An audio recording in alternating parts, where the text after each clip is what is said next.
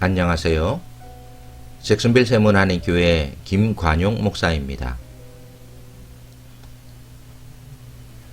걱정과 염려가 앞서는 코로나 시대에 말씀 중심, 예배 중심의 신앙생활이 위축되거나 소극적으로 되지 않기를 바라는 마음이 간절합니다. 욥기 9번째 말씀을 전합니다. 하나님께서 세상의 모든 피조물 가운데 사람에게 특별히 말하는 능력을 주셨습니다. 언어는 사람과 사람 사이에서 그리고 하나님과의 관계에 있어서도 아주 중요한 소통의 수단이 되기도 합니다. 말에는 이루어짐의 능력이 있습니다. 당신이 선포하고 다짐한 그 말에는 창조의 능력이 있다는 것을 아실 것입니다. 그래서 말은 잘해야 합니다. 능수능란하게 달변가가 되라는 것이 아니라 조심스럽게 신중하게 해야 된다는 것을 모르는 사람은 없을 것입니다.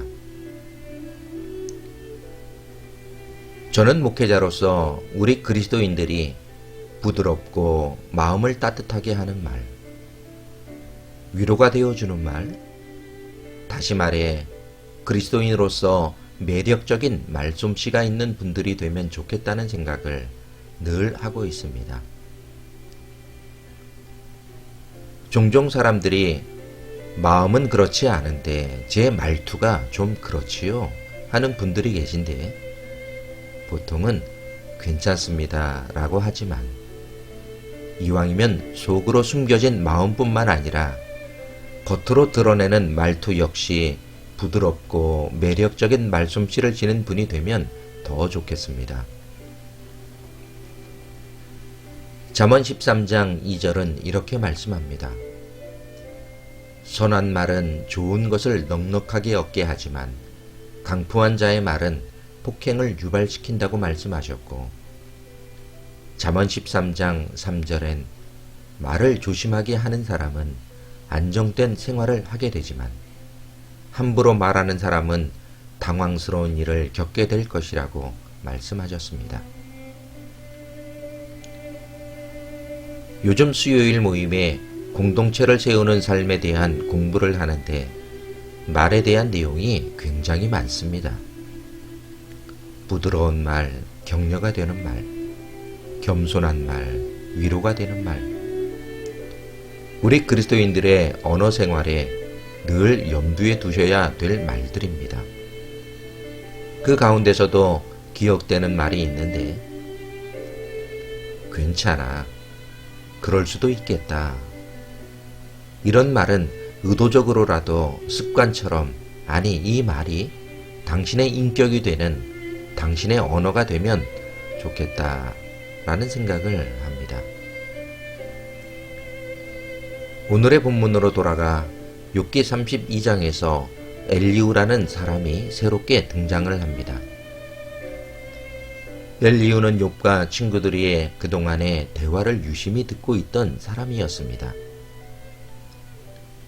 엘리후가 욥기 32장에서부터 37장까지 굉장히 많은 말을 하였는데 엘리후가 말한 내용 역시 욥의 친구들과 거의 같은 맥락이라 봐도 틀리지 않습니다.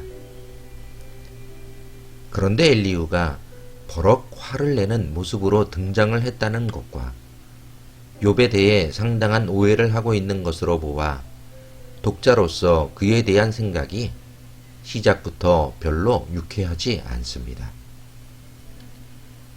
그는 나름 분명한 신앙의 기준과 신앙적 열정을 갖고 신앙생활을 하는 사람으로 보여집니다. 그는 신앙관이 분명한 사람이었고 신앙적으로 언급한 내용들은 틀린 말이 거의 없었습니다. 욥의 친구들처럼 옳은 말들이었습니다. 옳은 말을 하는데 듣는 사람의 마음이 별로 편하지 않습니다. 아니, 기분이 상합니다. 엘리후가 딱 그런 사람이었습니다. 예를 들어 본문 32장 9절을 보면 사람이 나이가 많다고 지혜로워지는 것도 아니며 나이를 많이 먹는다고 분별력이 있는 것 같지 않습니다. 어르신들이 말하시는 동안 저는 기다릴 만큼 기다렸고 이제 더 이상 참을 수가 없습니다. 그의 말에 은근히 복선이 깔려 있는데 욥과 욥의 친구들에 대한 부정적인 신앙적 판단을 서슴없이 하는 엘리후를 보게 됩니다. 그의 말을 듣다 보면 노하기를 더디하는 자는 용사보다 낫고 자기의 마음을 다스리는 자는 성을 빼앗은 자보다 낫다는 잠언 16장 32절 말씀이 생각납니다. 엘리후는 분명한 신앙적 기준을 가지고 열정으로 신앙생활을 하는 사람인 것은 분명해 보이지만 그의 말투와 그의 태도가 그의 신앙심을 2% 부족하게 만드는 것 같습니다. 이렇게 해야 됩니다. 그렇게 하면 안 됩니다. 그것은 틀린 것입니다. 아, 왜 그러십니까? 아니라니까요. 내 말을 들어보시라니까요. 죄를 짓지 마십시오. 잘못하신 것입니다. 이런 그의 말투에서 무엇이 느껴지십니까? 너무나 차갑지 않습니까? 냉정하다는 생각이 들기도 합니다. 굳이 왜 그런 말을 할까 하는 생각도 듭니다. 우리 그리스도인들에게 분명한 판단력, 옳다고 생각하는 분명한 신앙적 주장도 필요하지만 그런데 더 중요한 게 있습니다. 마음이 따뜻한 그리스도인이 되는 것입니다. 마음이 지혜로운 사람은 말이 부드러우며 부드러운 말은 상대를 설득시키는 능력이 있다고 잠언 16장 23절에 말씀하셨습니다. 자신이 마치 하나님을 대신하는 사람인 양 다른 사람을 판단하고 비판하는 듯한 그의 말투와 태도는 상대방으로 하여금 마음을 상하게 하기에 충분합니다. 옳은 말을 한다는 정의감에 엘리후 자신은 성취욕에 만족감을 얻었을런지는 몰라도 먼저 상대방의 마음을 헤아릴 수 있는 그리스도인이 된다면 2%의 부족함이 채워진 금상첨화가 될 것입니다. 사랑하는 성도 여러분, 비판과 권면에 대해 성경이 말씀하는 바를 아실 것입니다. 우리 그리스도인들은 권면을 하고 비판은 하지 말라고 말씀하셨습니다.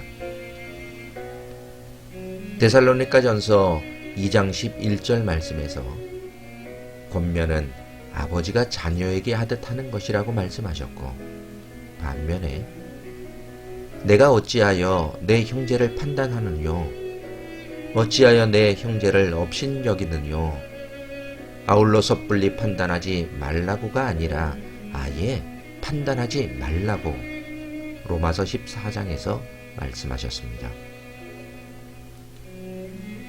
상대방보다 자신을 더 소중히 여기는 사람의 자기 주장은 비판이고 상대방을 사랑하며 존중하고 자신보다 상대방을 귀히 여기며 하는 말은 권면이라고 말할 수 있습니다.